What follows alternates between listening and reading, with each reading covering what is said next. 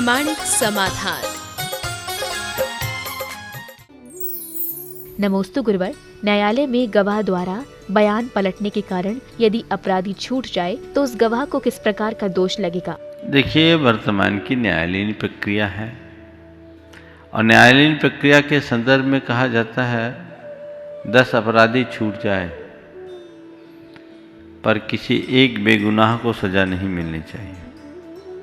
न्यायालयीन प्रक्रियाएं सब साक्ष्य के ऊपर आधारित होती हैं और साक्ष्य कई बार, जैसा आपने कहा, होस्टाइल हो जाते हैं। आपने पूछा वो किस पाप का भागी होगा। अब वो किस तरह का केस है उसको देख करके बात करेंगे। मैं आपको बताऊं, होस्टाइल होना सदैव पाप ही हो ऐसा नहीं है, कभी पुण्य भी बन सकता है। मैं एक घटना सुनाना चाहूँगा। ये घटना नेमीचंद पटोरिया ने लिखी है। बहुत अच्छी घटना है। स्थान का नाम, व्यक्ति का नाम उन्होंने अपनी तरह से घड़ा है, पर घटना सत्य है और महावीर जी के आसपास के किसी गांव की। 2 मित्र थे, एक का नाम था बिरजू, एक का नाम था कृष्णा। एक दिन कृष्णा के बैल बिरजू के खेत में घुस गए। वो बैल को कानी हाउस ले जा रहा था। इसी बीच कृष्णा ने आके प्रतिवाद किया। फिर क्या था, दोनों के जवानी के जोश में लट्ठ घूम गए और कृष्णा के हाथ की लाठी बिरजू के सिर पे लगी। बिरजू वहीं पर अचेत होकर मर गया। कृष्णा नालों में छिपते छिपाते भागा, लेकिन बिरजू की मां सुखिया इसकी चश्मदीद गवाह थी। सुखिया की गवाह के आधार पर कृष्णा को गिरफ्तार कर लिया गया।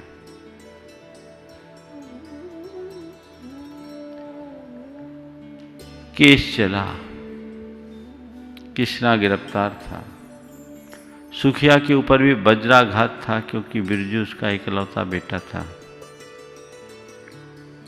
रात रात वो सो नहीं पाती थी। उसके पड़ोस में ही कृष्णा का घर था, वो भी इकलौता था। इधर उसकी मां भी सो नहीं पाती थी। एक घटना से 2 माओं की नींद चली गई। एक रोज सुखिया ने मध्य रात्रि में कृष्णा की मां का रुदन सुना। भगवान को याद करके बुदबुदाई, मन स्थिर की और सो गई। 3 दिन बाद उस केस की बहस थी और उसकी एकमात्र गवाह सुखिया थी। अदालत खचाखच भरा था।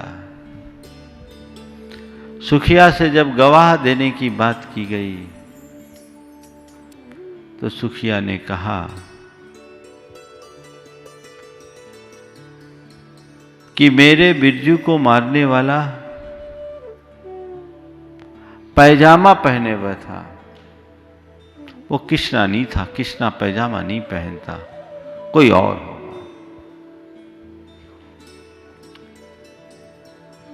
पूरे अदालत का माहौल बदल गया। ये क्या कह रही है? उसके पुराने बयान को पढ़ करके सुनाया गया। सुखिया ने कहा, मुझे नहीं मालूम कि मैंने क्या बोला, उस समय मेरा मानसिक संतुलन खो गया था। अभी के बयान सच्चे हैं, मैं जानती हूं कि कृष्णा कभी पैजामा नहीं पहनता। पूरा केस पलट गया। कृष्णा को बाइज्जत बरी किया गया अदालती प्रक्रिया पूरी होने के बाद जब कृष्णा बाहर आया, बाहर भीड़ लग गई। सब लोग सुखिया से बोलने लगे कि तुम ये क्या कर बैठी। तो सुखिया ने जो बात कही वो बहुत ध्यान देने लायक है। उसने कहा कि पुत्र के खोने पर मां का जिया कैसा टूक टूक रोता है वो एक मां ही जानती है। मेरा बिरजू तो चला गया, पर मैं सोच रही थी कि मेरे बयान से कृष्णा को भी फांसी लग जाएगी, तो एक मां का जिया टूक हुआ, दूसरी मां का भी क्यों ना हो जाए। पिछले वर्ष मैंने कथा में सुना था कि एक भी प्राणी की रक्षा से बड़ा कोई पुण्य नहीं है। अगर मेरे एक छोटे से बयान से कृष्णा का जीवन बचता है तो इससे अच्छा क्या होगा। मैं पिछले अनेक रातों से कृष्णा की माँ की तकलीफ को देख रही हूँ, इसलिए मैंने ये निर्णय लिया। सब लोग एकदम भाव विभोर हो गए, अवाक रह गए, ये क्या है। तब तक कृष्णा आया। कृष्णा उनके चरणों में गिर पड़ा और माँ माँ माँ माँ पुकारता है। सुखिया कहती बेटे जा, तेरी माँ तेरा इंतजार करे। बोले नहीं, मेरी माँ कहाँ, मेरी माँ तो तू है। कृष्णा को तो फांसी लग गई, मैं तेरा बिरजी हूं, तेरे पूरे जीवन तेरी सेवा करूंगा और तू खिलाएगी तो खाऊंगा, तू जो कहेगी सो करूंगा, क्योंकि एक माँ ने जन्म दिया और तूने मुझे जीवन दिया। ये एक घटना है। अगर न्यायालयीन दृष्टि से देखा जाए तो ये ठीक नहीं मानी जाएगी, लेकिन मानवीय दृष्टि से देखा जाए तो ऐसा करके कृष्णा ने पुण्य किया, सुखिया ने पुण्य किया या पाप। तो कहने का तात्पर्य यह है कि लोग हित में किसी के हित की बुद्धि से क्वचित कदाचित असत्य बोल देना भी क्षम्य है, पर ऐसा सत्य कभी नहीं कहना चाहिए जिससे किसी का अहित हो। फिर कहोगे गवाही नहीं देना चाहिए। सामने वाले को दंड दिया जाता है सुधारने के लिए, और कोई ऐसे सुधर जाए तो क्या बुराई। मैं न्यायालयीन प्रक्रिया का पूरी तरह आदर और सम्मान करता हूं, लेकिन जब ऐसे कोई अपने गवाह को पलटते हैं तो उस समय इसे केवल पुण्य और पाप की दृष्टि से नहीं देखना चाहिए, प्रसंग और परिस्थिति के आधार पर निर्णय लेना चाहिए। नमोस्तु गुरुवर, मॉडर्न या ब्रॉड माइंडेड होने का वास्तविक अर्थ क्या है? आज के संदर्भ में मॉडर्न होने का मतलब है फटे जीन्स पहनना, छोटे कपड़े पहनना, महंगे गैजेट्स रखना और परंपराओं के विरुद्ध काम करना। यह तथाकथित मॉडर्न लोगों की पहचान बन गई है।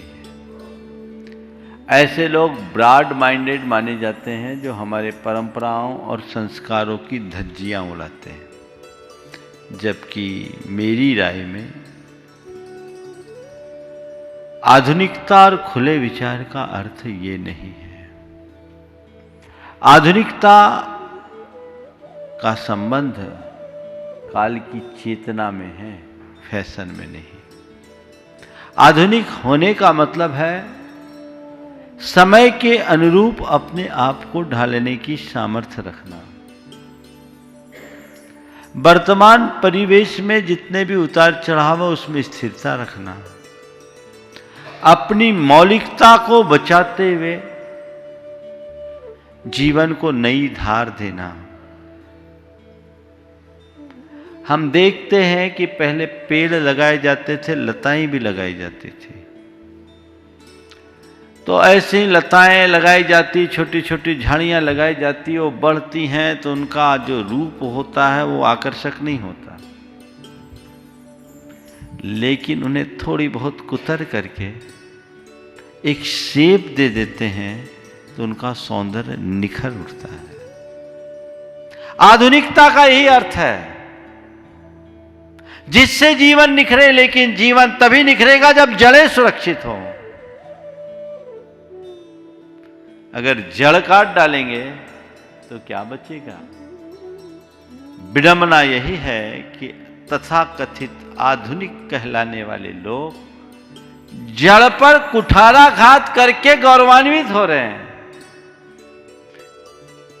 ये तो फिर ऐसा ही हो गया कि प्राकृतिक लताओं को उखाड़कर आर्टिफिशियल प्लास्टिक की बेलें लटकाएं।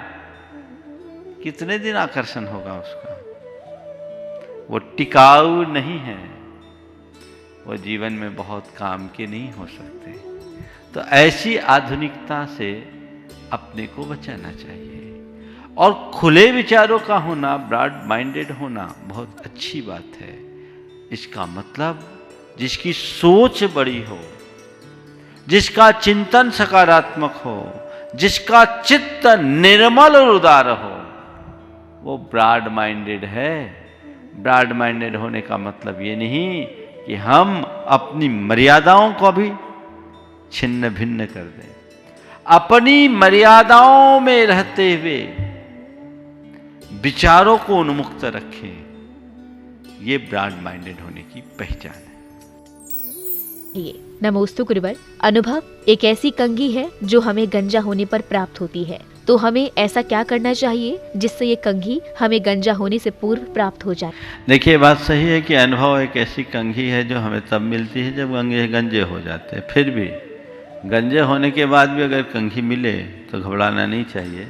उस कंघी का प्रयोग औरों को बता देना चाहिए कि देख भाई, इस कंघी का हमने सदुपयोग नहीं किया तो हम गंजे हो गए। अब ये कंघी रख तो तू गंजे होने से बच जाएगा। हम खुद के अनुभव से दूसरों को भी लाभान्वित कर सकते हैं।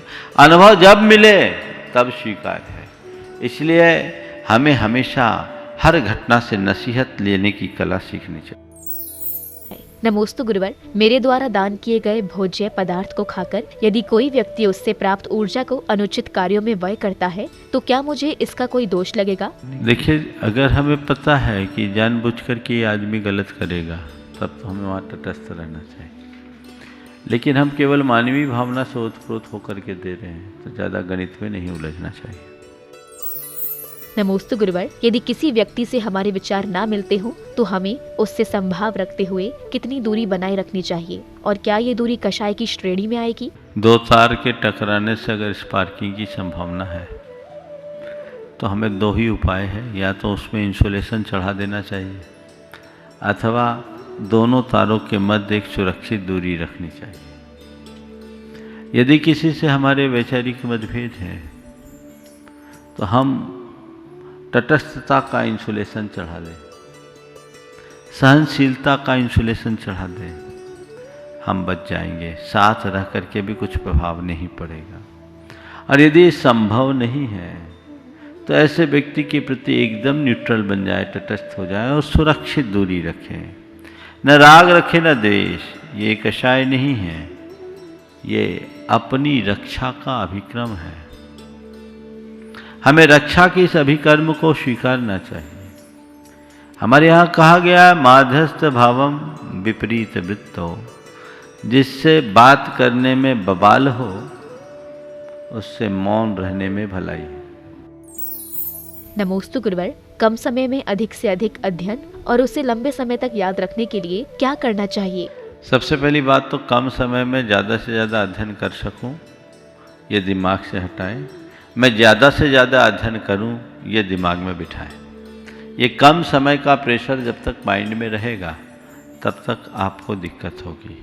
आपका काम है अध्ययन करना, आप अध्ययन करते रहिए, निरंतर अध्ययन कीजिए। बहुत पढ़ने की जगह बहुत बार पढ़ना शुरू कर दीजिए, ज्ञान में स्थिरता होगी। साथ ही भावना योग करें, परिणाम आएगा। नमोस्तु गुरुवर। इस संसार में कोई भी व्यक्ति पूर्णतः निर्दोष नहीं है, ऐसा क्यों? ये प्रकृति का विधान है। संसार दोषों और दुर्बलताओं का आवास है। एकमात्र भगवान ही ऐसे हैं जिनमें कोई दोष नहीं। बाकी मनुष्य हो या प्रकृति का अन्य कोई अंश है, कोई ना कोई तो कमियां है ही। इसलिए हमें एक ही काम करना है, औरों की कमी देखने की जगह अपनी कमियों को खत्म करने का प्रयत्न करना है और औरों की अच्छाई का उपयोग करने का प्रयास करना है।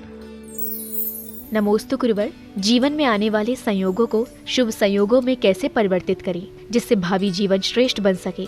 संयोग अनेक है, इन्हें शुभ संयोग में कैसे प्रयुक्त करें जिससे भावी जीवन श्रेष्ठ हो। बस सीधी बात है, संयोगों का सही प्रयोग करना तय कर लो। योग मिला है मुझे, अब प्रयोग महत्वपूर्ण है।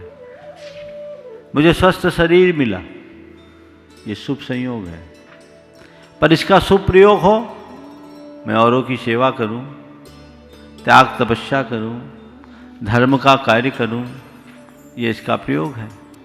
और अच्छा शरीर पाकर व्यक्ति भोग विलास में लग गया, दुरुपयोग है। मुझे धन मिला है, अच्छे साधन मिले हैं, ये मेरे लिए शुभ संयोग है। इसका सही प्रयोग क्या है? मैं दान में लगाऊं, परोपकार में लगाऊं, मानवता की सेवा में लगाऊं, स्वपर के हित में लगाऊं, ये इसका सदुपयोग है। और उसी धन का मैं अपना मद बढ़ाऊं, उसका अभिमान करूं, सुरा सुंदरी में बहाऊं और धन के अभिमान से औरों का अपमान करूं, ये उसका दुरुपयोग है। मेरी प्रतिष्ठा और मेरा प्रभाव है, तो मैं अपनी प्रतिष्ठा और प्रभाव का प्रयोग करके लोगों को मजबूत बनाऊं, सबल बनाऊं, आगे बढ़ाऊं, प्रेरणा दूं, ये उसका सही प्रयोग है। और मैं अपनी प्रतिष्ठा और प्रभाव का दुरुपयोग करूं, उससे लोगों को नीचे दिखाऊं, प्रताड़ित करूं, तो ये उसका दुरुपयोग है। कुल मिलाकर जीवन में प्राप्त संयोगों का सही प्रयोग करने से ही हम हर संयोग को शुभ संयोग में बदल सकते हैं। नमोस्तु गुरुवर, यदि कुछ क्षणों की मुस्कान से फोटो अच्छी आ सकती है तो जीवन भर मुस्कुराने के लिए हमें क्या करना चाहिए? यही तो जीवन का मंत्र है। बिल्कुल सही बात है। 5 सेकंड के मुस्कान से फोटो अच्छी आती है, तो जिंदगी भर मुस्कुराते रहे तो क्या अच्छा। आएगी मुस्कान, हमारे चेहरे पर जिंदगी भर मुस्कान आ सकती है, बशर्ते हमें यह भरोसा हो कि हर पल मेरी फोटोग्राफी चल रही है। जब कैमरा सामने आता है तो लोग अलर्ट हो जाते हैं। ध्यान रखना, ये कैमरा तो खचित कदाचित आता है और इसको तो एडिट भी किया जा सकता है, लेकिन कुदरत का कैमरा तो हर व्यक्ति के ऊपर 24 घंटे लगा हुआ है। इसलिए सावधान रहो और ये सोचो कि अगर मैंने थोड़ी भी चूक की तो मेरी रिकॉर्डिंग खराब हुई, जो मेरे लिए महादुखदायी हो जाएगी। इसलिए मुझे यहाँ सावधान होकर के जीना है। हर पल मुस्कुराने का मंत्र 4 बातें बताए देता हूँ। सुबह उठो, मन को प्रसन्नता से भरो। इतनी खुशी कि जितनी कभी ना हो। क्यों? मैंने जीवन का एक नया दिन पाया। खुशी होनी चाहिए कि नहीं? कोई 2 रुपये की गिफ्ट देता है, खुशी होती है कि नहीं? होती है। हमने जीवन का ये नया दिन पाया, कम बड़ा उपहार है? प्रगति की कितनी बड़ी सौगात है। मन में प्रसन्नता आनी चाहिए कि आज मैं इस धरती का सबसे सौभाग्यशाली व्यक्ति हूँ जिसे जीवन का एक नया दिन देखने को मिला है। और प्रकृति को, परमात्मा को, प्रभु को नमन करो, धन्यवाद दो कि हे प्रभु, आपकी कृपा से मुझे जीवन का ये नया दिन मिला और आज के इस दिन को मैं उत्सव की तरह जीऊंगा, मैं आनंदित रहूंगा। आज मुझे सदैव प्रसन्न रहना है, ये संकल्प लो। दूसरी बात, पूरे दिन हर घटना, हर प्रसंग को सकारात्मकता से देखो। तीसरी बात, प्रतिक्रियाओं से प्रभावित न हो और प्रतिक्रियाएं न करें। हम लोग बहुत जल्दी किसी की प्रतिक्रिया होती है उससे प्रभावित हो जाते हैं और तुरंत प्रतिक्रिया कर देते हैं, तो वो हमारे लिए दुखी कर देता है। और चौथी बात, चीज़ों को नज़रअंदाज करना सीख जाएं। यदि ये बातें हम आत्मसात करते हैं तो ये मान कर चलें, हमारे चेहरे पर हर पल मुस्कान रहेगी।